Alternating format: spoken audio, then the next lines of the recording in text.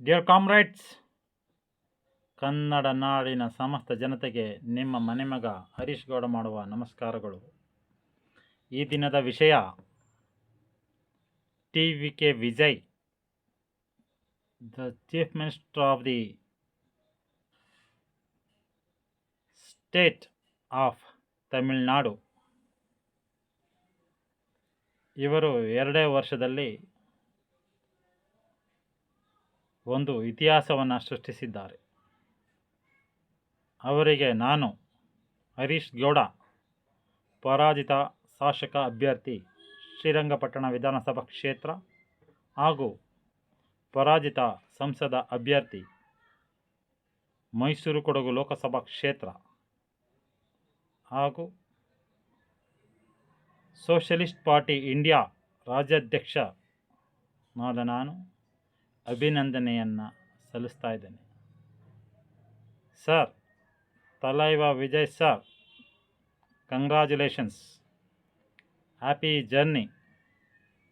ರಾಜಕೀಯ ಭವಿಷ್ಯ ತಮಗೆ ತಾಯಿ ಚಾಮುಂಡೇಶ್ವರಿ ಆಯುರು ಆರೋಗ್ಯ ಅಂತಸ್ತು ವಿದ್ಯೆ ಬುದ್ಧಿ ರಾಜಕೀಯ ಶಕ್ತಿ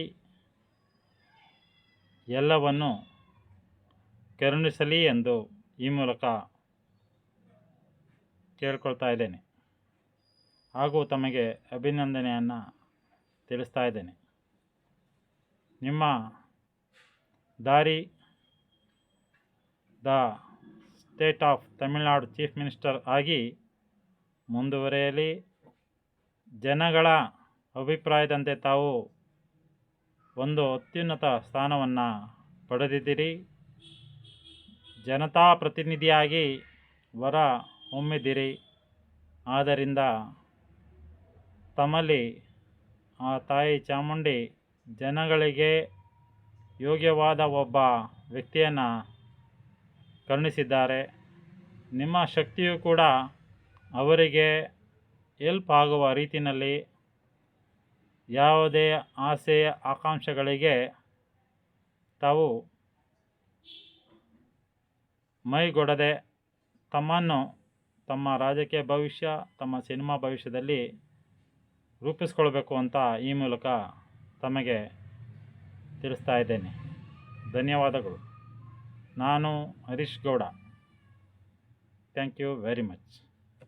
ನಮಸ್ಕಾರ.